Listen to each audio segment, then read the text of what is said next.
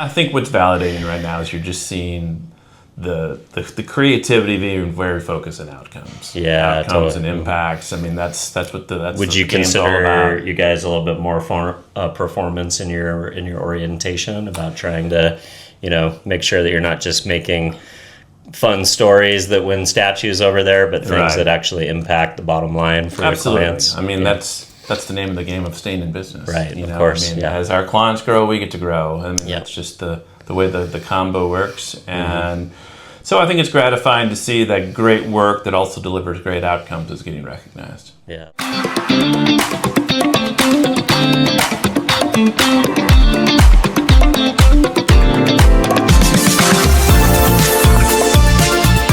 What's going on, everybody? Welcome back to another edition of the Ad Podcast. I'm here with Dean Broadhead, who's the CEO of the Broadhead Agency. Dean, thanks for coming on, man. Thanks for having me. So tell us a little bit about yourself. Tell us about your shop, and how's your can been? Sure. Coming to a close, so you probably have some thoughts at this point, right? Yeah. Well, we love your air conditioning in here. It's very warm here this week. I run Broadhead out of Minneapolis, 25-year-old independent. Amazing. Yeah, full service shop. So it's been a good run. Good run. Excited to be here and just get some validation on all the things that we're seeing and doing. I love it. Did you guys have work in the show? We did not have any work in the show. That's no? Okay. Yeah. Anything come out of the awards that you were excited to see that you felt was like stand out that you guys are maybe going to bring back to the teams and kind of think through?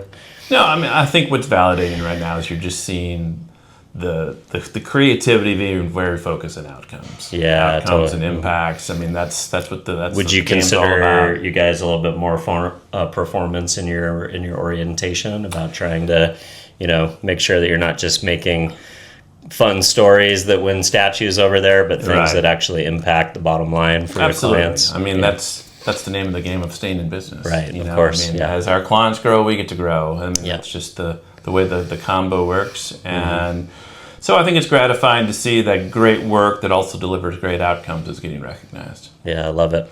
What was your main objective this week? Networking, research, inspiration, kind of what was your game plan?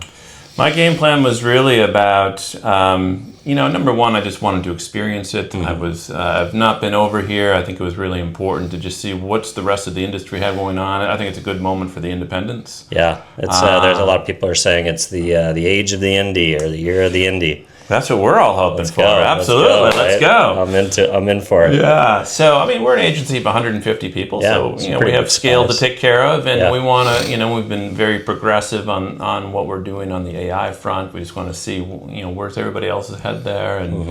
And I think in general, a lot of validation for, what we've been seeing, what we've been doing, and where we think it's going. I love it. So as a long-term veteran in the industry, but a first-time attendee at Cannes, how come you didn't come before, and what were your expectations going into it, and did it live up to them?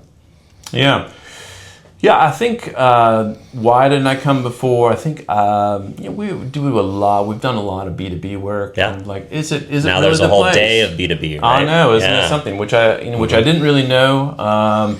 And so we didn't really enter anything, but now I think, well, maybe we probably will. That's cool. Probably will. We have a lot of large-scale clients that I think would have work that would do very well. Yeah. So I think for us, I mean, that for me that was very validating. Hey, we should maybe play in this a little bit more. But my expectations were, number one, my head was spinning a little bit when I first came here. It was like, holy mackerel, there's a lot of stuff going on. There's a lot of options. A lot of stuff going on. Kind of have to just resign yourself to, like, there's no possible way you can do everything, and just kind of like go with the flow to some degree, right? That's right. But it's, but still have a lot of friends here, so I've had an opportunity to meet up with people. And that's great. Kind of get some wingmen or wingwomen under your shoulder to show you the ropes. Absolutely. I love it. Yeah. So you talked about B2B and also the idea of, Cannes having a B2B category and really leaning into B2B. You've got brands like Salesforce has their own dedicated beaches, where they're celebrating everything about B2B marketing, and they've got a lot of partners and stuff out there as well. I'd be curious, a lot of B2B work in the past has, like you mentioned, like maybe sometimes not even been acknowledged as much, but to some degree, product heavy, some of the, maybe not leaning into some of the elements of creativity that consumer marketing is known for, or more flashy brands. But at the end of the day, business is human. Exactly. IBM kind of termed that idea way back when, and the idea now that, especially with the advent of LinkedIn, and LinkedIn being a social network now, you get to learn a lot more about the people that you deal with in the business world before you ever pick up the phone and call them. You can kind of see who they are as human beings, and people buy from people. They don't just buy from companies. So I wonder, as B2B becomes more human, how do you think marketing and the way that you guys approach client work is changing? Well, I think the point of human is spot on. I mean, it is, in essence, the buyer journey is often done before we ever actually have a connection with them face to face. Sure. So I think that opportunity to make that impact, you still actually have to stop the scroll. And a lot of this is in social, a lot of this is in digital. This is not, it is not your father's trade magazine B2B business. Or like a white paper, webinar, some of those tried and true methodologies. Yeah. So, I think you're seeing a lot more convergence and similarity between B2B and B2C. A third of our business is B2C. A lot of those synergies come together in work as well. But it all comes down to, is it interesting? Are you delivering me something? I don't really need to be educated on your product. I need to know what it's going to do for me.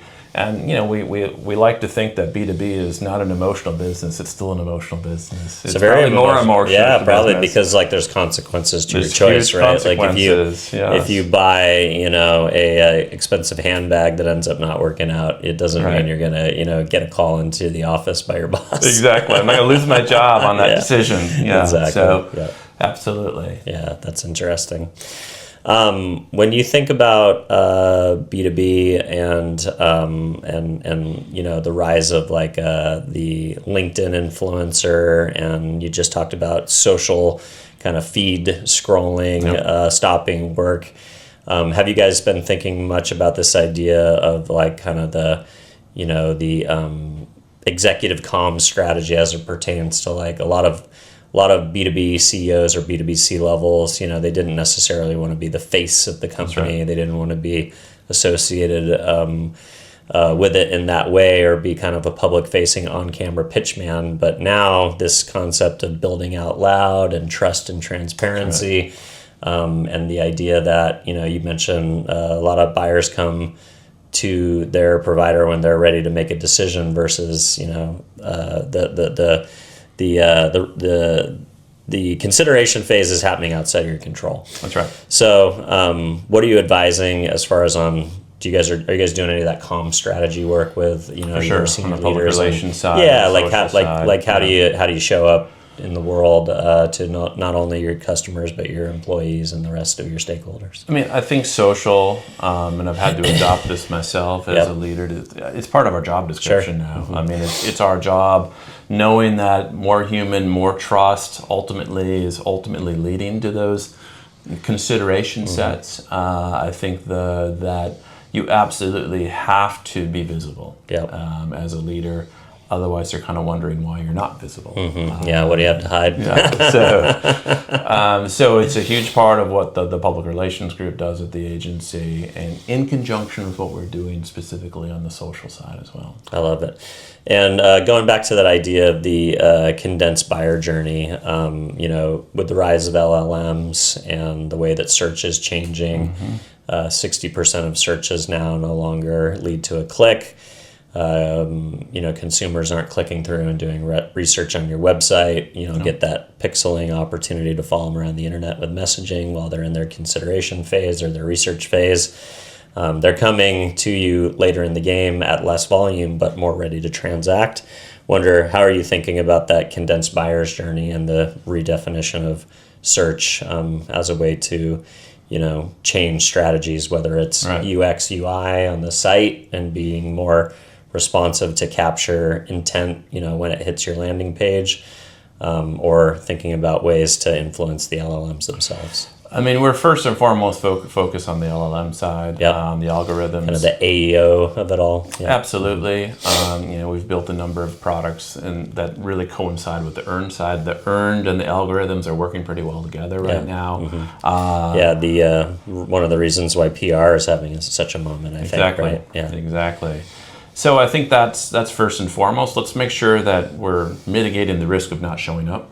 I think that's where we're focused first for clients. Got to be on the short list. Absolutely. So if you're not in the AEO, then you may not be around. You're not being visible. You're not being seen. So I think mitigating the risk of that first and foremost is where we're at, and taking it from there. I love it. Well, thanks for sitting down with us and telling a little bit about your shop and about your CAN experience.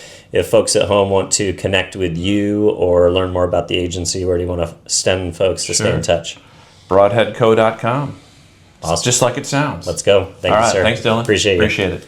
On YouTube, finding the right audience to build a media plan requires hours of research. And optimizing campaigns is time-consuming and a bit of a guessing game. That's why we built technology to do it for you. Strike Social.